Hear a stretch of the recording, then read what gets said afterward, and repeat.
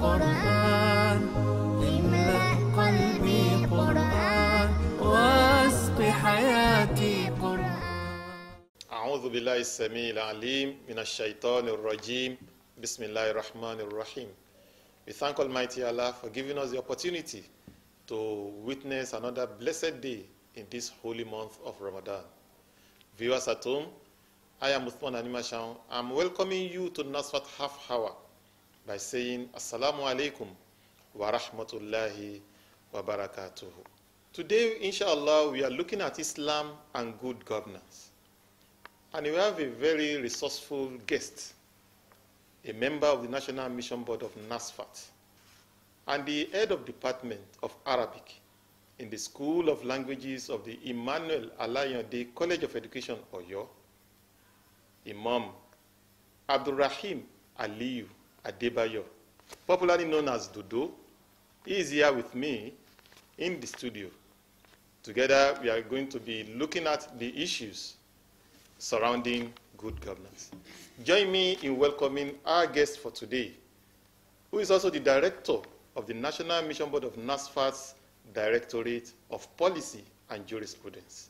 Assalamu alaikum wa rahmatullahi wa barakatuh. Wa alaikum assalam wa rahmatullahi wa barakatuh. We want to start by looking at the definition of good governance. What do we mean by good governance? Alhamdulillah wa salatu wa salam ala rasulillah wa ala alihi wa sahbihi ahlallah. When we say good governance, that is two words coming together as one, compound in nature, of course. Good and governance. Good means anything that is acceptable, having all it takes to have acceptability, commendability, and regard. Then governance, on the other hand, is the style of handling the affairs of a state or ruling people in a given nation.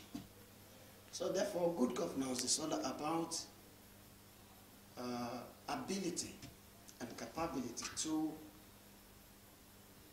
handle the machinery of offices in relation to looking at the life of the masses in such a way that it is going to be appreciable, commendable, and rewarding in the sight of Allah and in the sight of man. Alhamdulillah, that has been a definition from our Imam of the definition of good governance.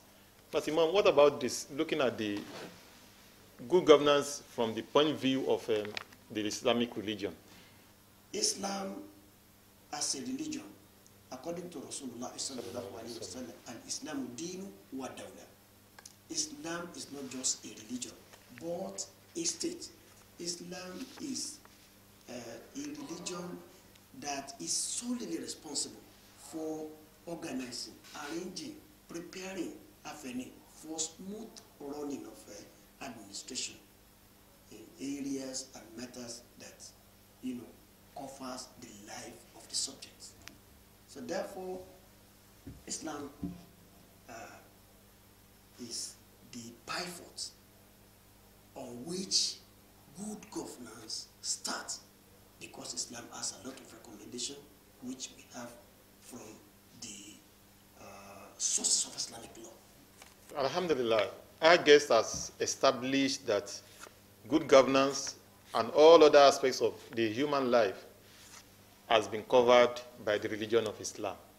And we want you to look specifically from the Quran and Hadith. What are those things that point to good governance?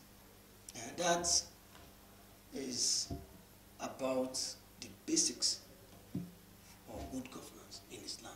Or Islam as a basis for good governance, or Islamic basis for good governance. Yeah. Is when you go to Quran, Surah Al-Ma'idah, verse 42, you see Allah saying, إِذَا أَقَمْتَ فَأْقُمْ بَيْنَ النَّاسِ بِالْعَدْلِ, saying, and if you judge you do judge between people justly. So that is Quran. And according to the Prophet Muhammad sallallahu alaihi wasallam, you see in one hadith, the Prophet is saying, authority is a trust. And the Prophet doesn't stop there.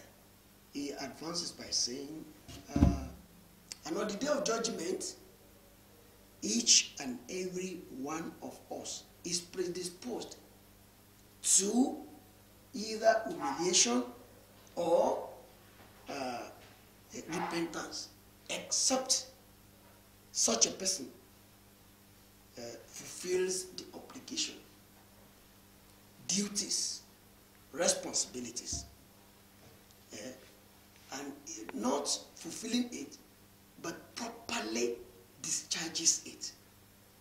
And when that is done, that shows that such a person has answered the clarion call of Almighty Allah. And of course, this is a clear instruction from Islam on how to run administration of government, to have acceptable system of government, to have a government whose operations is going to be rewardable, acceptable, and commendable. Fountain University, Osogbo, the University of the National Al-Fati Society, Nasfat, offers qualitative undergraduate and postgraduate education with courses in the College of Management and Social Sciences, as well as the College of Natural and Applied Sciences. Fountain University, Osogbo, is a faith-based character-building institution with fully accredited courses and international exchange programs with ultramodern science laboratories and well-equipped mass communication studio complex. Fountain prides itself as a pace-setting university in exposing students to professional best practices. Our graduates have excelled in their various careers and won prestigious presidential scholarship awards. Fountain University also runs part-time and professional programs. Admission is on for applicants through UTME and direct entry. Visit our website or call. Fountain University Osogbo, faith, knowledge and service.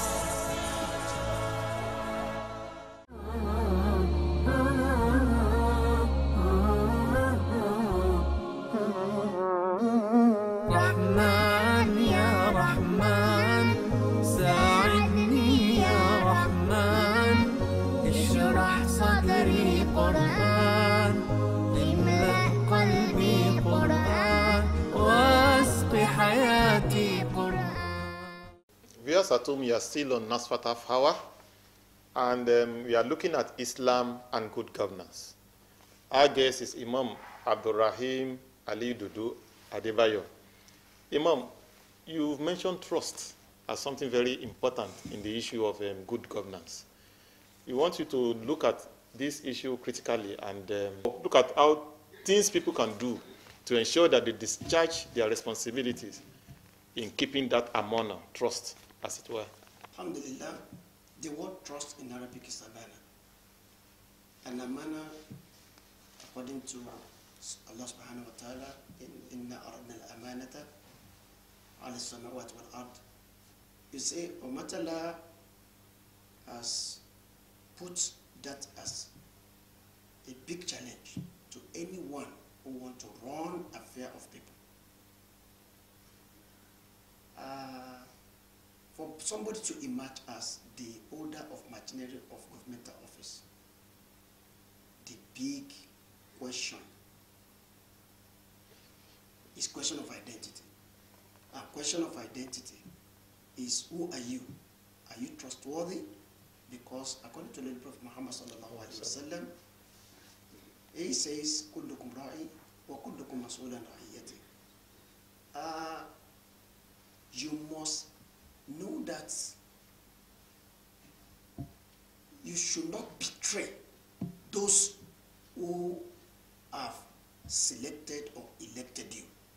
You should be able to deliver. And to deliver is not just enough, but to deliver well.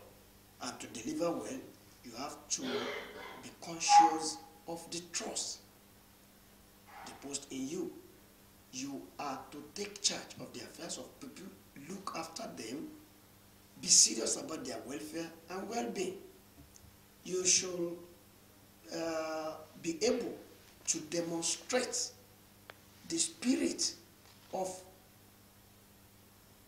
consciousness of God, love, consideration, and sympathy and empathy. You should have people in mind.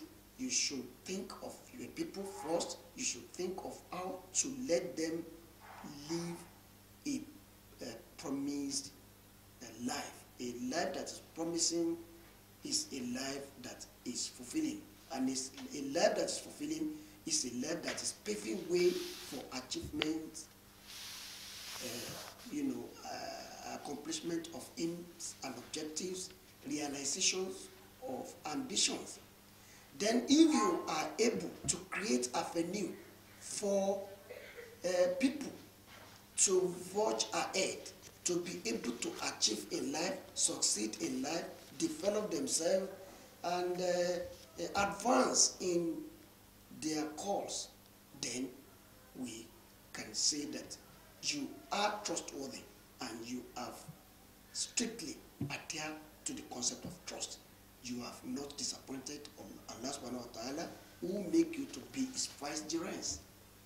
A vicegerent, that is, who make you to be the representative. You are between God and man. And it seems as if God has positioned you to take the responsibility that is his. Then you are doing that on behalf of God. Then you are not supposed to disappoint God, and in striving not to disappoint God, you will not disappoint man. Because to disappoint man is to disappoint God, according to the Holy Quran, which says the sky, the heavens, the heart, analogically they refuse to take amana because of what is having to do with amana, because of the challenges that surrounding amana. Then man decided to take up, and man is always looking for how to be in position to rule, to govern, to take charge. And according to the Holy Prophet Muhammad sallallahu alaihi wasallam, he says, whoever says, appoint me, select me, elect me, use me, Islamically don't use him. Then why? The Holy Prophet sallallahu says such a person may not be able to deliver because he may not be a trustworthy. In another tradition, the Holy Prophet sallallahu says, if you are appointing a person to take up the responsibility of looking after people or working with a view to let them live a meaningful life, then you should not forget of selecting or appointing or employing or using an appropriate person who has knowledge of it and who is having a moral justification and who is conscious of God and who is purely religious and faithful. Thank you, Imam. You've mentioned the hadith of the Prophet, where he said, that we should not ask for leadership position. And if you look at the situation where the type of government that we run, the politics that we run in the world today, people have to campaign, they have to canvass for votes. Does it mean that such people should not be given such positions? And I want you also to look at this issue against the background of Prophet Yusuf, who asked for the position. Alhamdulillah. You see, the yardstick for determining who is fit is all about stipulated laws. You know, when we are talking of Surah to Yusuf, in the first instance, there's difference between prophets and ordinary man.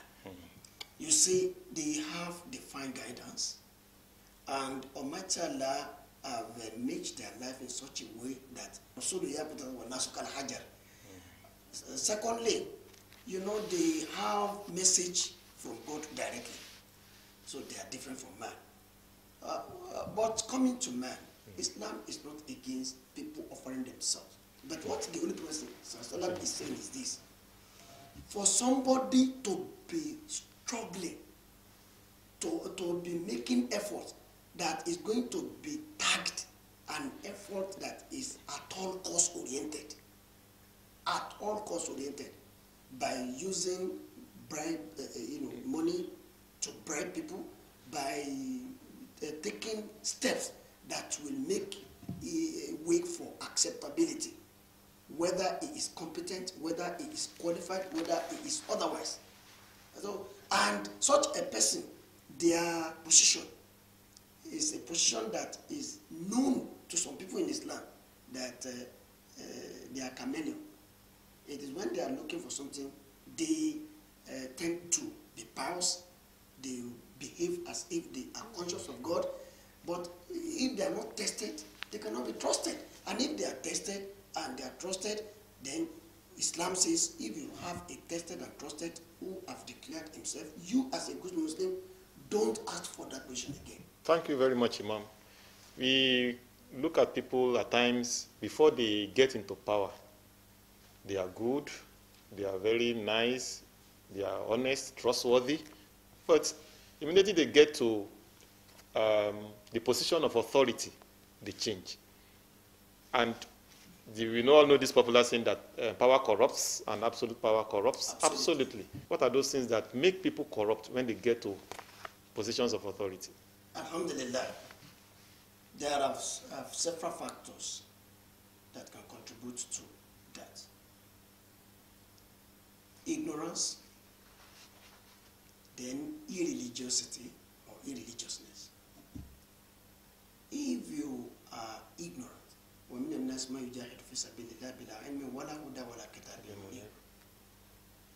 many are striving, but they are striving and their effort is going to end up being in futility. Why? Because it is not supported, it is not guided, it is not directed, it is not based on instruction from the order above, or from the author of the perfect power control, who is Allah.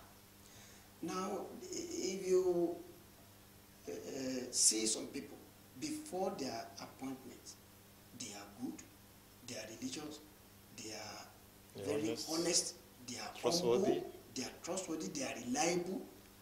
All qualities that makes for good leadership, it is in them.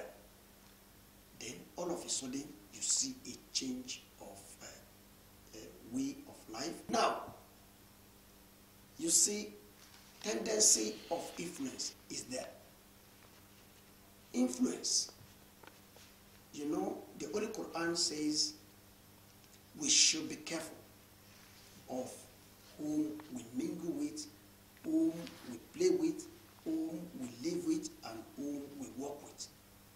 Then if Islam says kuntum khayra ummah ukhrijat lin-nas ta'muruna bil ma'ruf wa tanhauna 'anil munkar, you are the best of nations because you have all it takes, you have all wherewithal to show to people that you have beautiful pattern of conduct that stems from the injunction of Allah, from the guidance of the Holy Prophet Muhammad sallallahu alaihi wasallam, from the directives and from the instructions of the Prophet.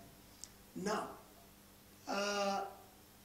those who are around you, if they don't share the same feelings, they don't have the same background, either religious, in terms of faith, they don't have knowledge, that is in line with the way of life you are living, then you can derail.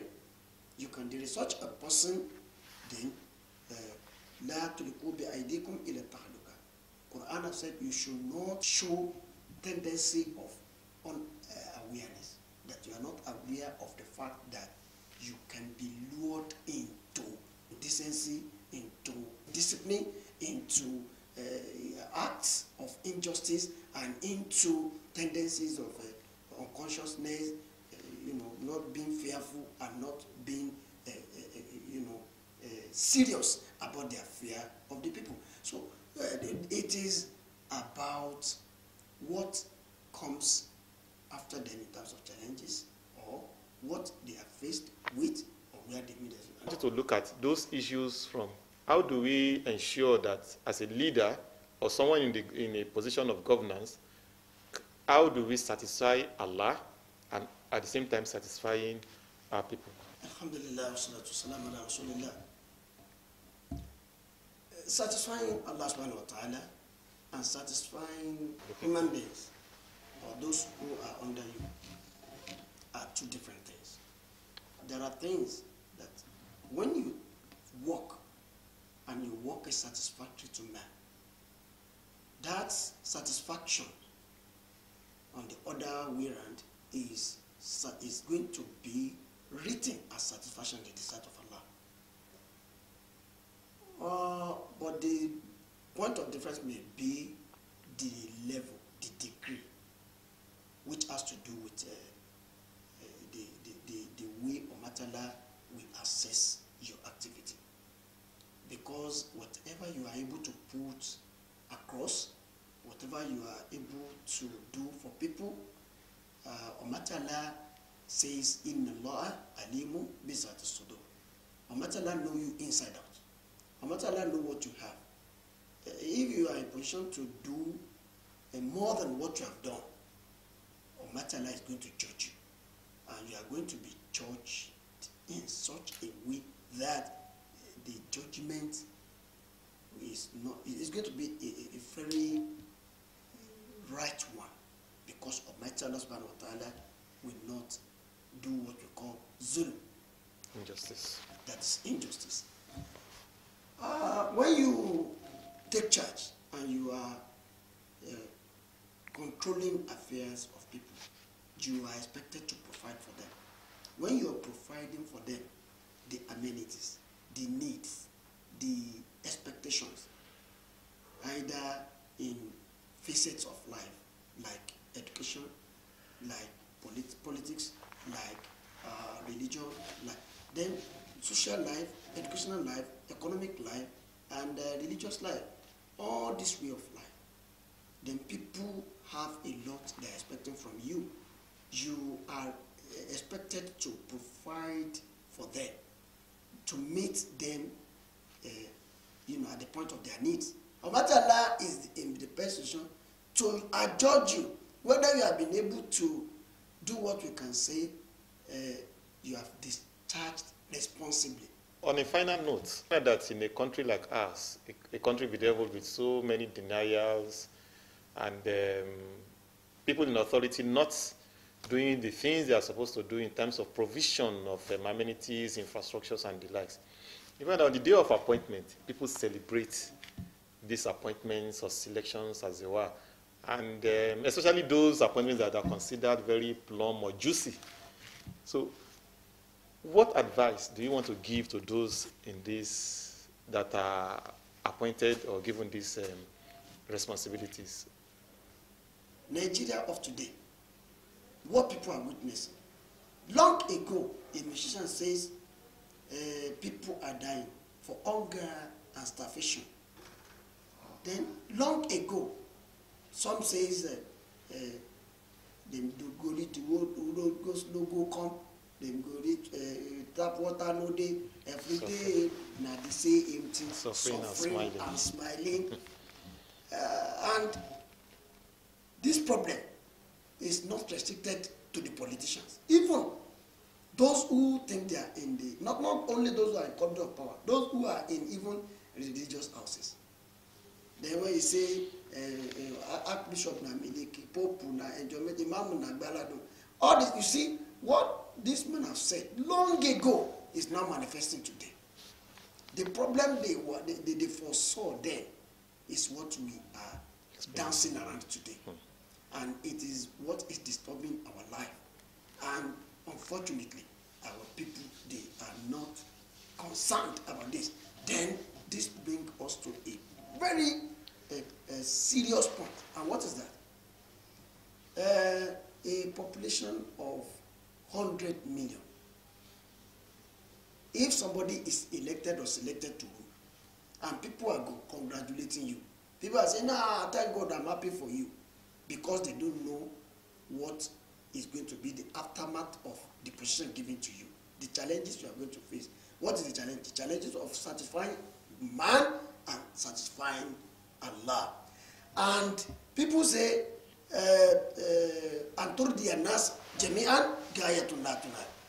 to satisfy all is an unattainable aim. If you cannot satisfy all, then how do you want to adjudge yourself and you will be confident to the level of saying what you are going to meet in the sight of God is going to be pleasing, is going to be rewarding, is going to be good? The Holy Prophet sallallahu alaihi wasallam says, "Man qada ismi yati yawm al-qiyamah wa yada'u magdulatan." Whoever happened to be in charge of affair of only two people is going to end up coming in front of Allah subhanahu wa ta'ala handcuffed. It is la yuhilluhu illa adluhu wa ihsanuhu. He's not going to be set free unless by the means of his justice and equity and the goodness. So if that is the case, then let me put this question to you. If scaling through, if Matala have made in such a way that it is going to be somehow, if not extremely difficult, for somebody to scale through, because anybody or Matala say wait, it's already a problem. You are going to account for it. How do you want to convince Allah that you have done it well, that you have acted to the optimum expectation, that you have been able to discharge accordingly? So if it is going to be difficult, then how can you now be congratulated and people are joyous and then you are saying, Alhamdulillah, Alhamdulillah, as a Muslim, Alhamdulillah, Alhamdulillah, and you don't know what is going to be the end result of what you are entering into? You have to be very, very, very conscious of Allah. You leaders of Nigeria, you have to be very, very fearful. You have to be very, very careful. That has been a very enlightening session with the Nasfat National Mission Board Director of Policy and Jurisprudence. We thank him very much for giving us that opportunity to share in his knowledge. May Allah make it easy. I'm Usman Animashan saying, Assalamu alaikum wa rahmatullahi wa barakatuh, until we meet next time on another episode of Nasfat Half Hour.